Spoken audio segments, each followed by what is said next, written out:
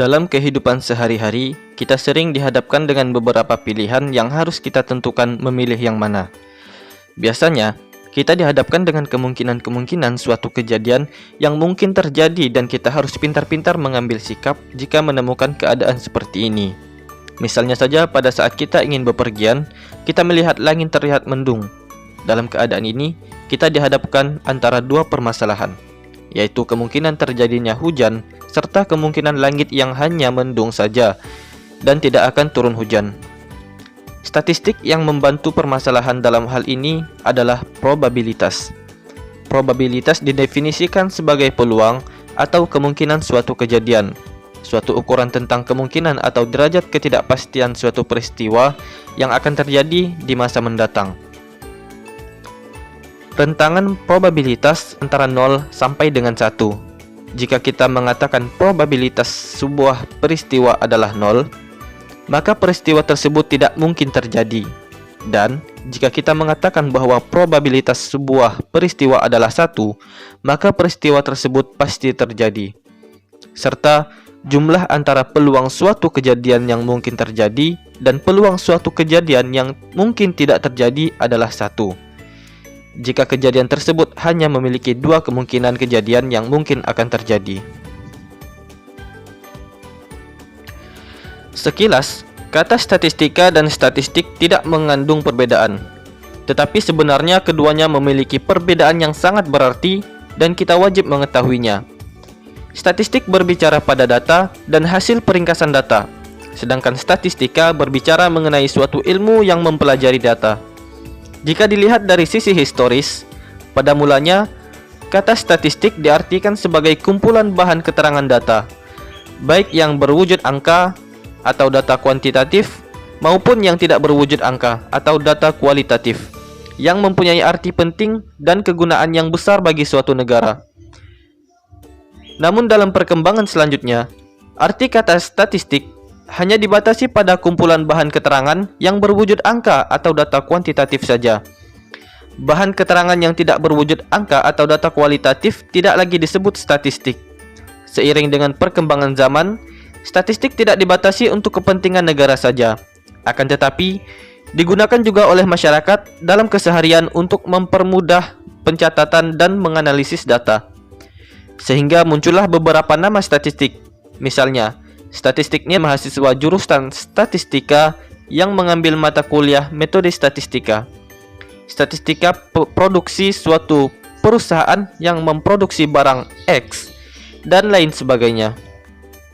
Dengan demikian, dapat disimpulkan bahwa statistik merupakan kumpulan data baik berupa bilangan maupun bukan bilangan yang disusun dalam tabel ataupun gambar yang melukiskan atau menggambarkan suatu persoalan.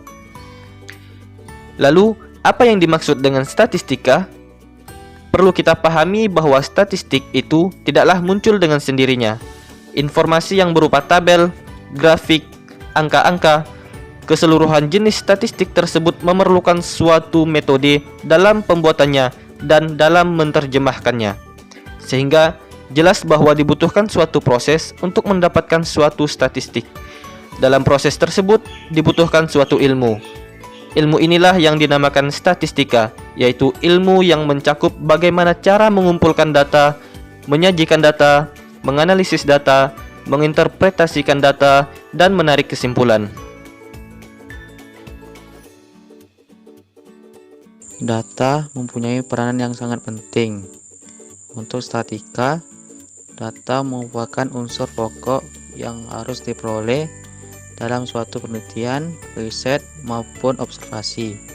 Data diperoleh melalui semua objek yang diteliti, observasi, atau sebagian yang diteliti. Observasi apabila semua objek diteliti merupakan penelitian dengan cara sensus, sedangkan apabila diambil sebagian objek penelitian disebut penelitian dengan cara pengambilan sampel, atau penelitian sampel yang disebut sebagai survei.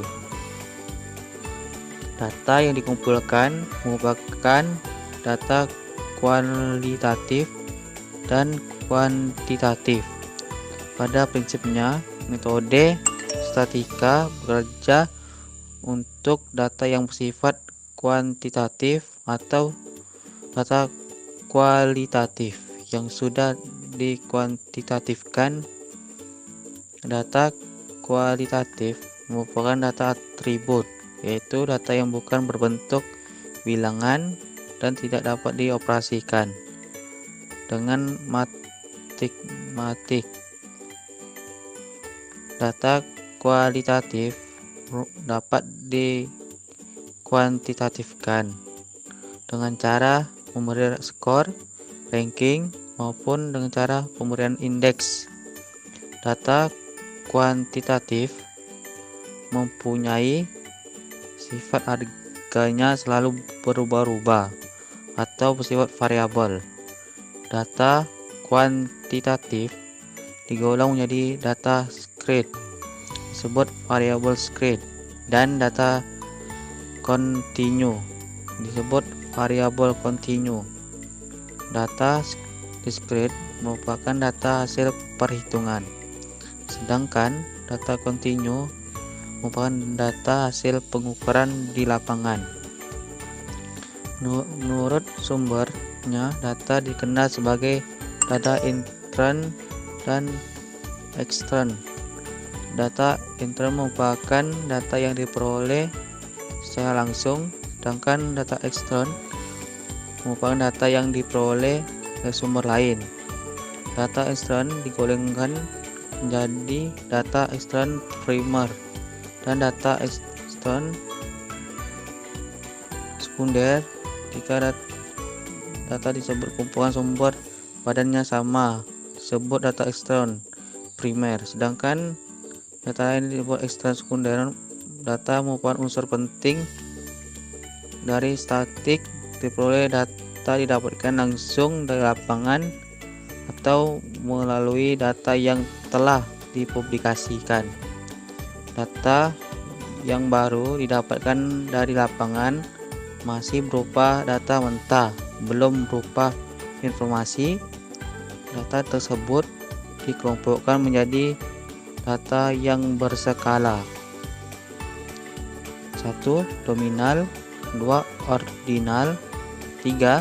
Interval, 4. Rasio. Data skala nominal merupakan data dengan tingkatan yang sangat lemah dan mempunyai ciri-ciri data yang satu dengan lainnya, tidak dapat dibandingkan dan tidak mempunyai klasifikasi, misalnya data jenis pekerjaan, misalnya petani, PNS, pedagang, jenis kelamin, laki-laki maupun perempuan, agama, Islam, Kristen, Katolik, Hindu, Buddha. Data skala ordinal ranking merupakan data yang kategori mempunyai sifat hubungan hierarki, misalnya tingkat pendidikan, rendah, sedang, tinggi, pangkat, kapten, mayor, letkol, kolonel, jenderal. Data skala sekelompok data ini mempunyai hierarki yang tidak lebih kuat jika dibandingkan dengan data ordinal, sebabkan pengukuran dicapai kecuali dengan bersama dan terurutan, juga dengan mengetahui jarak interval antara dua kelas yang berbeda. Misalnya data ukuran temperatur antara ketiga ukuran Celsius, Reaumur, dan Fahrenheit mempunyai hubungan V sama dengan 95 Celsius tambah 32. Data skala rasio. Data ini merupakan jenis data yang mempunyai tingkatan yang paling tinggi jika dibandingkan dengan data nominal, ordinal maupun interval. Contoh data rasio antara lain ukuran, berat, panjang, isi, umur, hasil, pengindeksan, dan lain-lain. Jenis data menurut cara pengambilan data dikelompokkan menjadi data primer, dan sekunder. Data primer merupakan data yang diperoleh secara langsung di lapangan, sedangkan data sekunder merupakan data yang didapatkan secara tidak langsung. Peroleh data secara tidak langsung dapat melalui pusaka,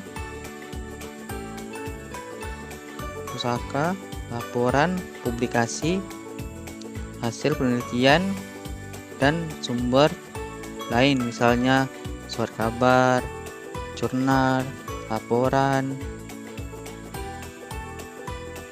dan jenis-jenis laporan lain. Sebagai contoh, misalnya dalam penelitian untuk melihat pengaruh antara pengetahuan masyarakat terhadap pensertifikatan tanah dengan sikap masyarakat terhadap sertifikat tanah, yang data tentang umur, pendidikan masyarakat, pengetahuan, sikap masyarakat yang diperoleh langsung dari lapangan melalui wawancara disebut dengan data primer. Sedangkan data tentang letak geografi, kepadatan penduduk, jumlah keluarga, luas desa, keadaan sarana dan prasarana desa, dan data lain dari hasil pencatatan desa berupa data sekunder.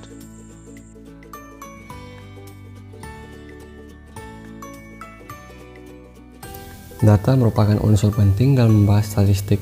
Data yang telah diperoleh dari lapangan baik berupa data sekunder maupun data primer, dan baik berasal dari populasi maupun sampel, perlu untuk diolah dan disajikan dalam bentuk laporan atau informasi agar dapat dianalisa lebih lanjut. Data tersebut perlu diatur, disusun, dan disajikan dalam bentuk yang jelas, baik, dan mempunyai estetika.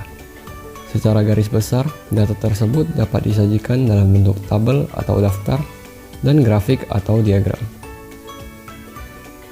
Macam-macam daftar atau tabel yang dikenal antara lain daftar baris dan kolom, daftar kontingensi, serta daftar distribusi frekuensi. Pada prinsipnya, tabel atau tabulasi harus memuat aturan-aturan yang memuat judul tabel, judul kolom, judul baris, sel, serta catatan. Dalam membuat tabel atau daftar, judul tabel ditulis pada bagian atas dan tepat di tengah-tengah tabel tersebut, serta ditulis menggunakan huruf kapital. Secara singkat dan jelas dituliskan jenis, kapan, satuan unit data yang digunakan. Tiap baris hendaknya melukiskan pernyataan yang lengkap dan sebaiknya tidak dilakukan pemisahan bagian kata ataupun kalimat. Judul kolom dan judul baris dituliskan dengan baik singkat, baik dan jelas penulisannya. Hendaknya dituliskan menggunakan huruf kecil. Di atas sel di bawah judul kolom perlu diberikan penomoran, disebut juga nomor judul kolom. Penomoran ini bertujuan apabila banyak baris pada tabel tidak mencukupi satu halaman, tidak perlu menuliskan judul kolom lagi, tetapi cukup dituliskan nomor kolom tersebut. Nomor kolom mempunyai kegunaan apabila tabel tersebut tidak cukup satu halaman, akan dibuat tabel baru yang merupakan sambungan. Pada tabel baru yang merupakan sambungan tadi, pada baris pertama dicantumkan nomor kolom sebagai ganti dari judul kolom. Nomor kolom bersifat pilihan. Apabila tabel cukup untuk satu halaman, nomor kolom tidak perlu digunakan. Sel berisikan data yang akan disajikan yang telah didapatkan terlebih dahulu. Data pada sel tersebut dapat berupa data teks maupun data numerik, atau data yang bersifat kuantitatif maupun data yang bersifat kualitatif. Catatan biasanya berisikan sumber dari mana data diperoleh beserta waktu data tersebut diperoleh. Penulisan waktu menggunakan tahun perolehan. Apabila tahun tersebut belum habis dan masih berjalan, hendaknya dicantumkan bulan data tersebut diperoleh. Selanjutnya, diagram atau grafik. Macam-macam grafik ataupun diagram antara lain, yang pertama adalah diagram batang, yang kedua diagram garis, yang ketiga diagram lambang atau diagram simbol, Yang keempat, diagram lingkaran atau pastel. Yang terakhir, diagram peta atau kartogram. Macam-macam diagram tersebut tidak terbatas hanya saja pada yang tadi disebutkan. Masih terdapat banyak macam diagram ataupun grafik yang lain seperti pada grafik Microsoft Excel dan pada program SPSS.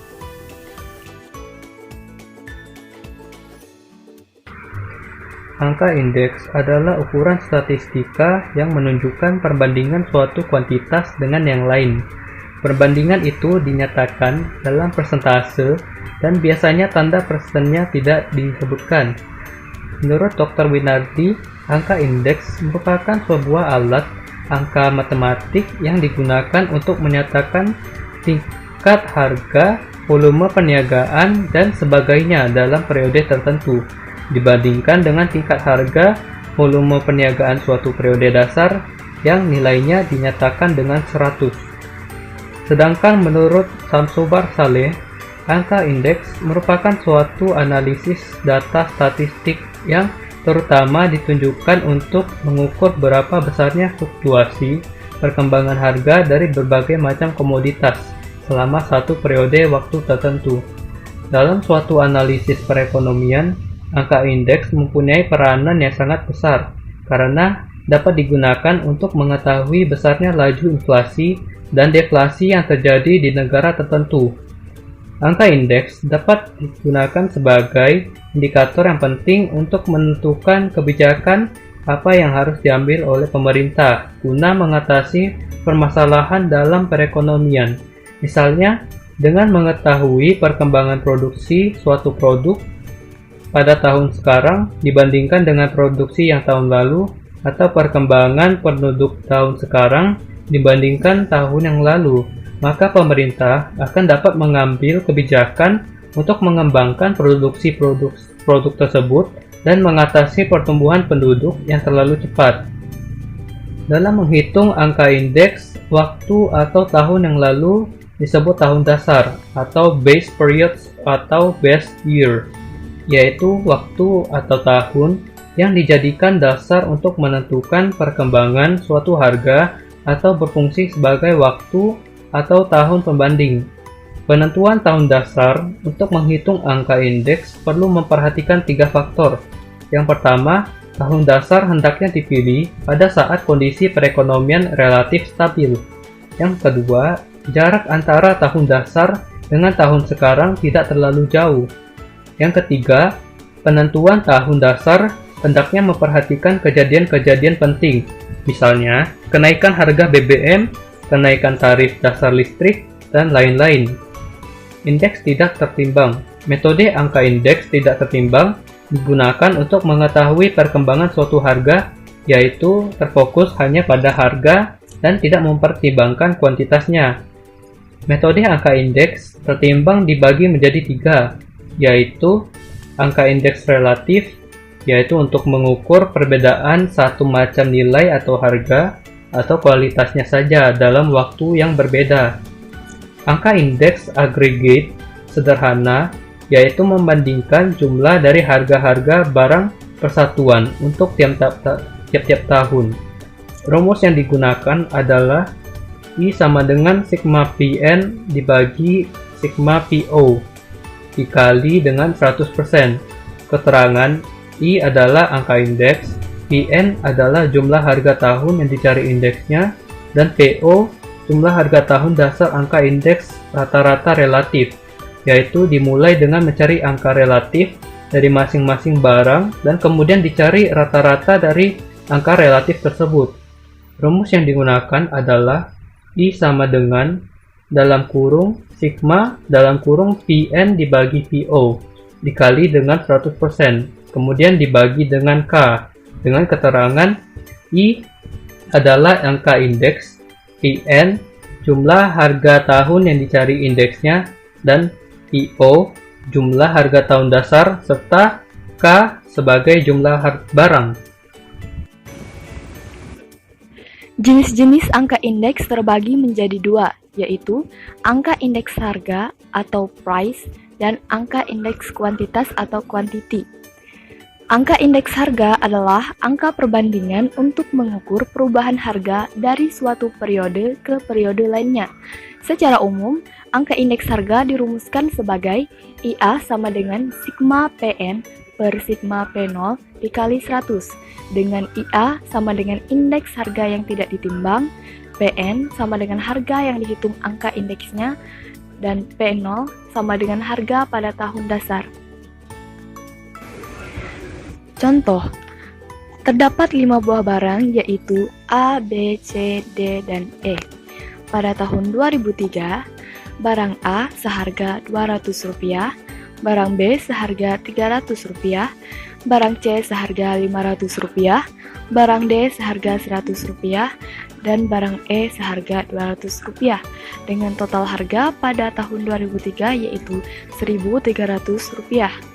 Pada tahun 2004, barang A seharga Rp300, barang B seharga Rp350, barang C seharga Rp500, barang D seharga Rp50, barang E seharga Rp300, dengan total harga pada tahun 2004 adalah Rp1.500. Berdasarkan data di atas, maka angka indeks harga tahun 2004 adalah IA sama dengan 1.500 per 1.300 dikali 100 sama dengan 115,38%. Jadi, harga tahun 2004 mengalami kenaikan sebesar 15,38%. Selanjutnya adalah angka indeks kuantitas. Angka indeks kuantitas adalah angka perbandingan untuk mengukur perubahan jumlah dari suatu periode ke periode lainnya. Secara umum, angka indeks jumlah dirumuskan sebagai berikut. IA sama dengan sigma QN per sigma Q0 dikali 100, dengan IA sama dengan indeks kuantitas yang tidak ditimbang, QN sama dengan kuantitas yang akan dihitung angka indeksnya, dan Q0 sama dengan kuantitas pada tahun dasar. Itulah beberapa materi probabilitas dan statistika yang kami sampaikan. Terima kasih atas perhatiannya.